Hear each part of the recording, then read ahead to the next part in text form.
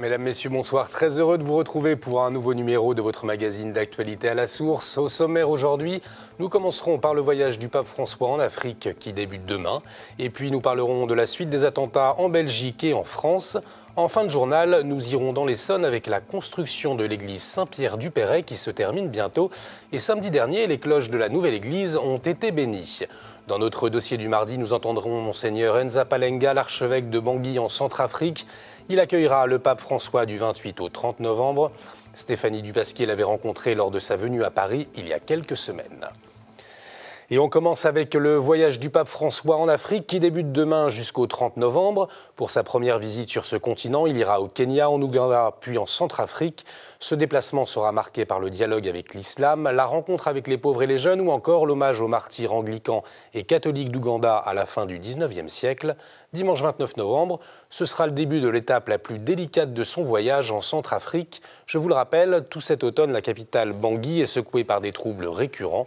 À son arrivée, le pape François rencontrera la présidente centrafricaine de transition, Catherine Samba-Panza, qui attend beaucoup de cette visite. Nous espérons que cette visite du pape va ramener un peu de paix dans le cœur meurtri des Centrafricains et que ça va être vraiment un grand signal fort de réconciliation pour les Centrafricains qui vivent diversement donc, les conséquences de ces crises. Beaucoup de déplacés, beaucoup de réfugiés. Et je tiens absolument à ce que le pape François nous rende cette visite qui est très importante pour toute la population. Vous pourrez bien entendu suivre l'intégralité de ce voyage sur notre antenne. Demain, vivez en direct la cérémonie de bienvenue à 15h depuis Nairobi. Et juste après cette émission, ne ratez pas notre flash spécial. On reste en Afrique, plus précisément au Mali, qui a été touché par le terrorisme. Le week-end dernier, une prise d'otage dans la capitale Bamako a fait 21 morts. Cela s'est passé à l'hôtel Radisson Blu, un lieu connu pour accueillir les étrangers occidentaux. Nous avons joint Monseigneur Jean Zerbo, archevêque de Bamako. Quand on porte un coup comme ça, tout de suite, ça donne de l'importance. Donc ça montre aussi que malgré les efforts de sécurité, il y a toujours des failles. Les événements depuis 2012-2013, donc les problèmes du Nord, ont affaibli sérieusement les capacités de protection. C'est sûr et certain que ça arrive à un moment où le pays, l'État est en situation de faiblesse. On demande à la population de collaborer. Il faut s'inscrire dans un processus d'éducation, de communication, autant les autres distillent des messages de violence, de haine, autant nous devons aussi prêcher l'évangile de la miséricorde, de la fraternité. Terrorisme toujours avec la Belgique et Bruxelles, sa capitale qui est en état d'alerte maximum depuis les attentats parisiens. Des terroristes y sont toujours activement recherchés. Dimanche, les messes de la commune d'Etterbeek ont été annulées. En revanche, la messe a eu lieu à la basilique de Kokelberg à Bruxelles, mais sous haute surveillance. Une quinzaine de policiers contrôlaient les fidèles. Avant de les laisser rentrer, nous avons rencontré Luc Thielmans, diacre permanent dans le diocèse de Malines-Bruxelles. Les gens prennent terriblement conscience dans leur quotidien, je dirais dans leur vie de tous les jours, qui est vraiment bousculée maintenant par cette réalité du terrorisme dans nos murs. Je crois que comme chrétiens, ça nous invite en tous les cas à peut-être plus faire attention nous-mêmes, à être attentifs à l'autre, à être plus aimants vis-à-vis de l'autre finalement, être plus accueillants, ne pas vivre dans des clichés non plus. Rappelons que cet état d'alerte ne concerne que Bruxelles et que les écoles devraient réouvrir demain. En hommage aux victimes des attentats de Paris, de nombreux rassemblements interreligieux ont eu lieu dans toute la France. À Rennes, samedi soir, à la maison des associations, 400 personnes se sont recueillies. Les représentants des confessions chrétiennes, du judaïsme, de l'islam et du bouddhisme ont rédigé ensemble un message de paix pour répondre au drame vécu à Paris. C'est Monseigneur Dornelas, évêque de Rennes, Dol et Saint-Malo, qui l'a lu. On regarde un extrait. Nous décidons de nous réunir tous les ans à l'automne afin de partager sur nos textes sacrés, échanger sur nos engagements pris dans cette déclaration et réfléchir sur nos actions pour promouvoir, selon nos missions religieuses, une fraternité paisible et heureuse à Rennes, dans la métropole rennaise et en Ille-et-Vilaine. Et à Bordeaux, 2000 personnes ont marché vendredi à l'initiative de Bordeaux Partage, une instance de la mairie pour le dialogue entre les religions. Le père Jean Rouet, vicaire général, représentait le cardinal Ricard. C'est un rassemblement des Français avec leur diversité et c'est très important que l'ensemble des Français, quelle que soit leur appartenance religieuse, philosophique et autres, puissent manifester qu'ils sont un peuple, qu'ils ont une communauté de destin. Il faut absolument éviter l'instrumentalisation des religions et il est très important de manifester à l'ensemble des musulmans qu'ils ne sont pas des boucs émissaires, qu'ils sont français comme nous et qu'ensemble on a à bâtir la communauté française. C'est dans ce contexte que des Juifs de France ont signé une déclaration sur Nostra Aetate. Il y a pile 50 ans, ce texte de Vatican II avait ouvert une ère de réconciliation entre Juifs et chrétiens. Hier, le 23 novembre, les leaders de la communauté juive ont remis une déclaration sur les relations judéo-chrétiennes au cardinal 23 à Paris. On écoute Haïm Corsia, le grand rabbin de France. Pendant 50 ans, l'Église a annoncé quelque chose et elle l'a réalisé. On ne se rend peut-être pas compte de l'importance liturgique et spirituelle que c'était pour l'Église. On ne se rend pas compte de l'effort que c'est de dire simplement « on s'est peut-être trompé ». Mais lorsque Jean-Paul II est venu en 1986 dans la synagogue de Rome avec une phrase extraordinaire, il disait « je n'ai fait que traverser un fleuve, mais j'accomplis le déplacement le plus lointain qu'un pape n'ait jamais accompli. » Et nous devons le dire non pas simplement pour dire merci, mais pour dire nous allons construire la suite dans une responsabilité partagée sur le futur. Parce que le monde a besoin de notre entente. Et puis à noter également, l'audience préliminaire du procès concernant les fuites de documents au Vatican s'est ouverte ce matin. 5 prévenus, dont 2 journalistes, sont poursuivis pour divulgation d'informations et de documents concernant les intérêts fondamentaux du Saint-Siège. Fin de citation. La grande conférence sur le climat, la COP21, débute à Paris dans 6 jours. Au moins 80 chefs d'État et de gouvernement sont annoncés. Les projecteurs seront braqués sur la capitale française. Parmi les associations chrétiennes mobilisées, le CCFD Terre Solidaire, le Comité catholique contre la faim et pour le développement, pour sensibiliser la population aux conséquences du réchauffement climatique.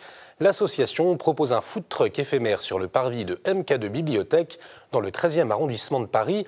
Et dans les cuisines, Pierre Sang, chef cuisinier reconnu de la capitale. Sur la nourriture, s'il n'y a pas un raisonnement, on risque peut-être d'être en pénurie de certains produits, comme le café aujourd'hui, comme le chocolat, comme la pomme de terre et bien d'autres produits, et qu'on essaye de sensibiliser. Les gens sont assez interpellés, interloqués par le fait que des produits peuvent être menacés par le changement climatique. Aujourd'hui, on a déjà par exemple un réchauffement d'1 degré à peu près sur la zone Sahel. Et si on n'agit pas, on va aller vers 3 ou 4 degrés supérieurs. Donc ça va vraiment impacter très fortement l'agriculture et l'élevage de ces zones-là. On sait aujourd'hui qu'en 2050, 2080, il y aura 600 millions de personnes supplémentaires qui souffriront de la faim due au changement climatique. Et on ne peut pas ne rien faire. Donc dans le cadre de la COP21, notre objectif c'est d'interpeller les décideurs, les négociateurs de la COP21 pour avoir un accord contraignant à une limitation des températures à 1,5 degré. Notons que la Conférence des évêques de France multiplie aussi les initiatives, comme cette célébration œcuménique pour le climat qui aura lieu le 3 décembre à l'église Notre-Dame de Paris. Dimanche dernier, le diocèse de Viviers lançait l'année Charles de Foucault à la grande chapelle de la maison diocésaine.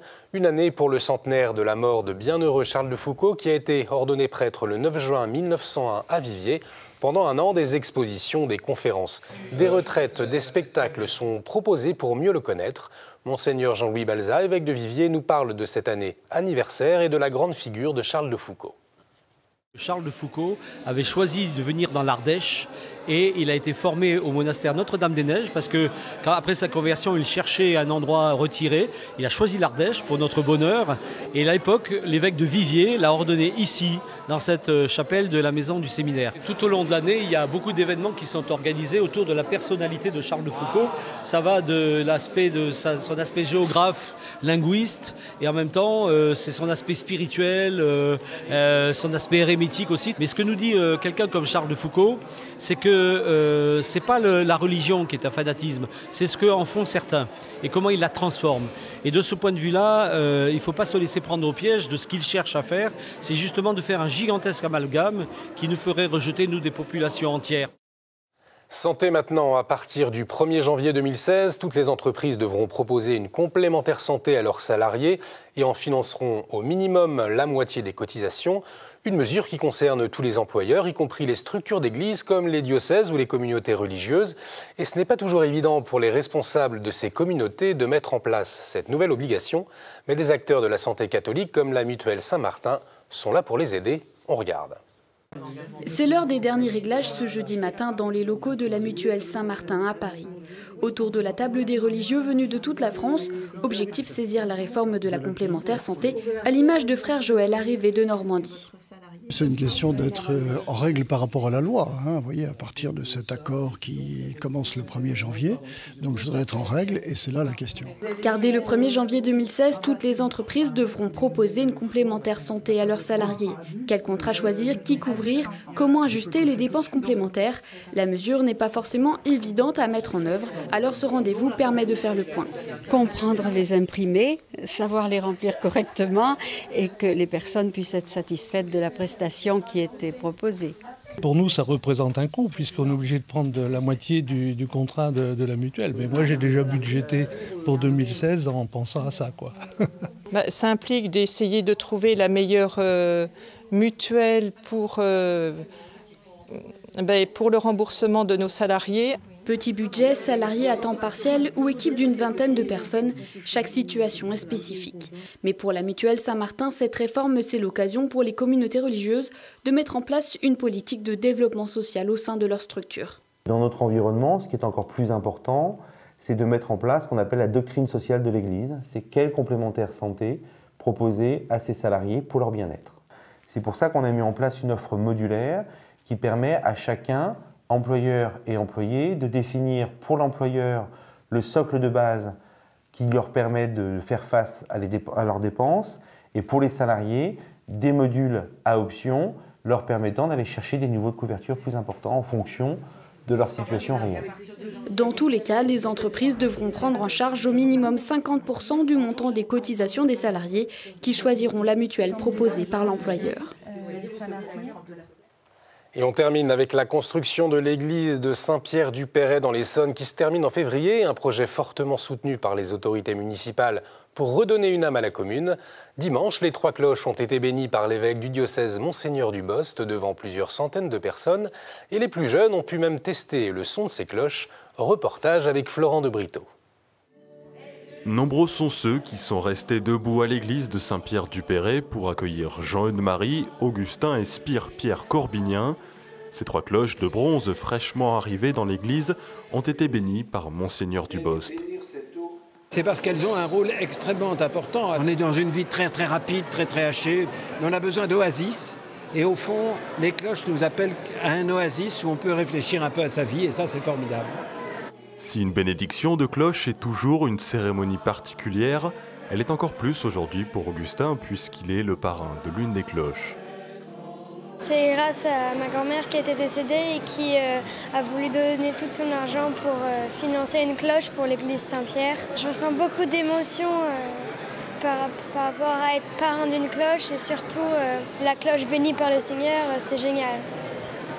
Si les cloches vont pour l'instant rester quelques semaines encore à terre avant d'être installées dans le clocher de l'église, certains paroissiens les ont déjà adoptées. Les cloches, c'est le symbole que l'église est là. Pour moi, les cloches, c'est comme un appel à la prière. C'est le rythme, c'est la joie, c'est l'appel à la prière, c'est voilà. L'église, c'est les cloches, le son des cloches et leur musique. Les plus jeunes ont pu déjà faire teinter ces nouvelles cloches. Mais il faudra attendre le 14 février prochain pour l'inauguration de l'église et entendre les premières volées. Voilà ce que nous avons retenu pour vous aujourd'hui. Il est temps de retrouver notre chronique Vue de Rome. Cette semaine, c'est la sécurité du pape qu'il est question.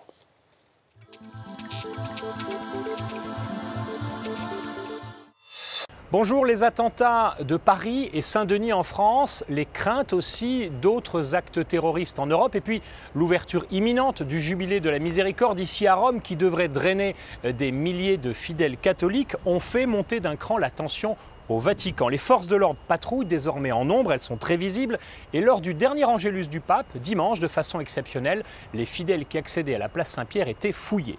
La sécurité est aussi au menu du voyage en Afrique qu'entreprend ce mercredi le pape François, d'autant que l'attaque survenue il y a quelques jours à peine dans un grand hôtel de Bamako, la capitale malienne, n'est pas pour rassurer l'entourage du pape. Le pape François qui se rend au Kenya et en Ouganda où malheureusement plane, entre autres, la menace des shebabs somaliens, ces shebabs alliés à Al-Qaïda. Il doit se rendre aussi en République centrafricaine où on le sait, un pays en proie à des affrontements d'une extrême violence entre communautés. Une fois n'est pas coutume, le chef de la sécurité du Vatican est parti quelques jours avant le pape en Centrafrique, sur le terrain, la Centrafrique où la France, qui y compte des centaines de soldats, a indiqué qu'il serait préférable que la visite du pape soit réduite au strict minimum. Les Nations Unies aussi, qui ont déployé là-bas une force internationale, ont également fait connaître leurs craintes. Alors il est possible que le Vatican doive revoir au dernier moment, en fonction de la situation, le programme de la visite du pape à Bangui, une visite de 26 heures, un programme qui prévoit une messe dans la cathédrale, une autre dans le stade de la ville, une rencontre avec les communautés évangéliques du pays, mais aussi une rencontre avec la communauté musulmane dans une mosquée dans un quartier dangereux de Bangui, et puis enfin la visite d'un camp de personnes déplacées qui fuient les violences des milices. Le pape François l'a reconnu lui-même, il est doté d'une bonne dose d'inconscience. Alors, s'il devait renoncer à certaines étapes, ça serait bien pour ne pas faire courir de risques à ceux qui seraient venus à sa rencontre, lui qui veut justement se rendre en Centrafrique en messager de paix. Je vous dis à la semaine prochaine.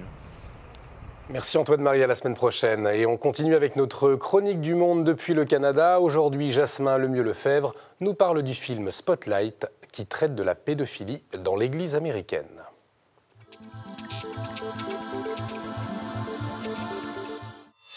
Bonjour du Québec, je vous parle aujourd'hui du lancement nord-américain du film Spotlight édition spéciale, un film qui sera lancé en France en janvier prochain, mais dont on entendra parler longtemps parce que vraiment on peut s'attendre à ce qu'il puisse être nominé à de nombreux Oscars.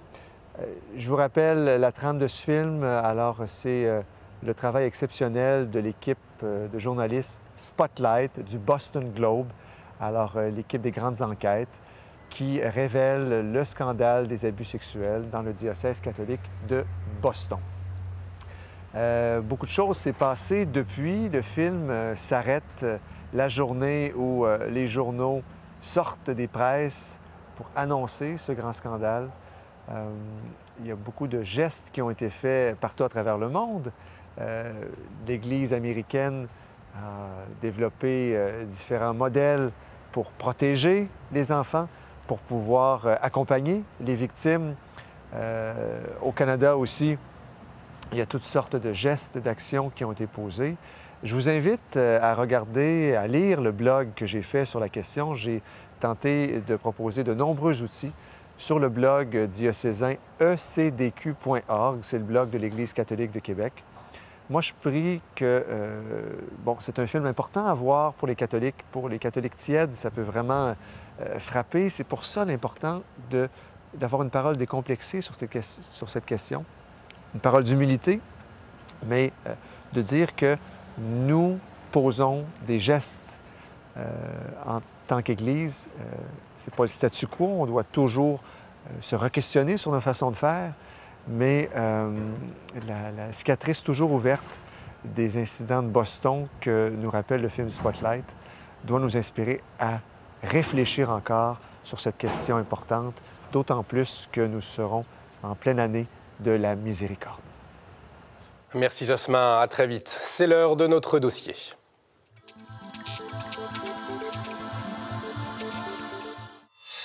Du 28 au 30 novembre, le pape François se rendra en Centrafrique. Il y a quelques semaines, nous avons rencontré à Paris Monseigneur Dieudonné Nzapalenga, archevêque de Bangui et président de la conférence épiscopale de Centrafrique. Il nous a partagé la joie des Centrafricains qui attendent la venue du pape. Il a aussi évoqué le travail de pacification qu'il mène inlassablement auprès d'une population meurtrie. C'est quoi votre méthode? Est-ce qu'on peut parler d'une méthode de Monseigneur Nzapalenga? Concrètement, pour que les gens osent, je leur demande, il nous est arrivé quelque chose de difficile, certes, nous avons tous vu, allons-nous rester assis ou allons-nous être debout? Le Christ, il est vivant, il est debout. Donc, si nous voulons être chrétiens, il faut qu'on soit debout des vivants. Un vivant, c'est celui qui va surmonter. Et pour surmonter, nous puisons dans la Bible. Que dit la Bible par rapport à ce qui nous arrive? Donc, nous accompagnons nos communautés, nous accompagnons les gens en disant... Vous avez vu les événements qui sont arrivés dans notre pays. Il y a des moments où, humainement, comme on le dit parfois, les hommes politiques n'arrivaient plus à sortir pour parler. Nous, au nom de Dieu, nous nous sommes levés comme un seul homme pour parler, pour inviter à l'apaisement, pour inviter autour. Donc maintenant, Dieu est en train de faire un clin d'œil à notre population. C'est à nous maintenant d'entendre aussi son message, de ne plus nous considérer comme des gens indifférents par rapport à ce message-là. Et nous disons, il est temps aussi, à ceux qui sont des bourreaux, il est temps de reconnaître aussi, parce que pour parler de pardon, il faut qu'il y ait aussi réparation. Et justement, cette étape-là de justice, elle n'a pas encore eu lieu, puisqu'il n'y a pas de structure d'état de droit actuellement. L'État est en phase d'ajustement et de reconstruction.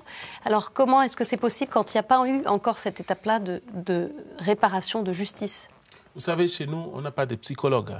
Donc on n'a pas de gens pour accompagner. C'est la communauté qui accompagne les individus ou aussi les autres. On puise nos résiliences au sein de la communauté pour surmonter.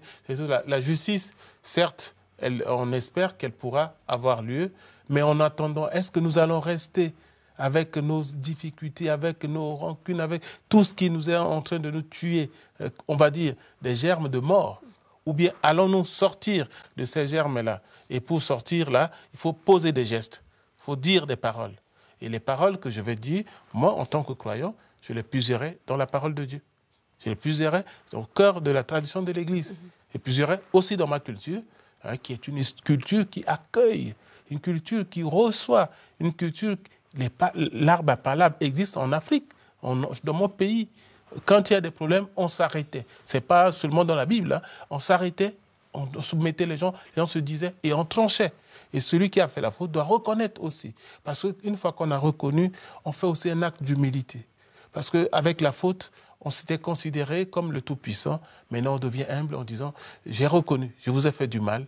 Et ça apaise. Ça donne aussi du baume au cœur de celui qui reçoit cette parole-là. Il y a des paroles qui réconcilient aussi. Et ça, vous le voyez sur le terrain, des bourreaux qui viennent demander pardon à leurs victimes, vous le voyez, vous en faites l'expérience? Nous n'avons pas commencé ce mouvement en masse, mais individuellement, parce que voir déjà des gens se lever pour partir en disant « Nous voulons construire la mosquée de nos frères », c'est inouï. Des chrétiens qui disent ça. Chrétiens qui disent ça. Et ils l'ont fait dans deux de nos quartiers qui viennent me voir. Monseigneur, on veut aider nos frères musulmans à construire leur mosquée.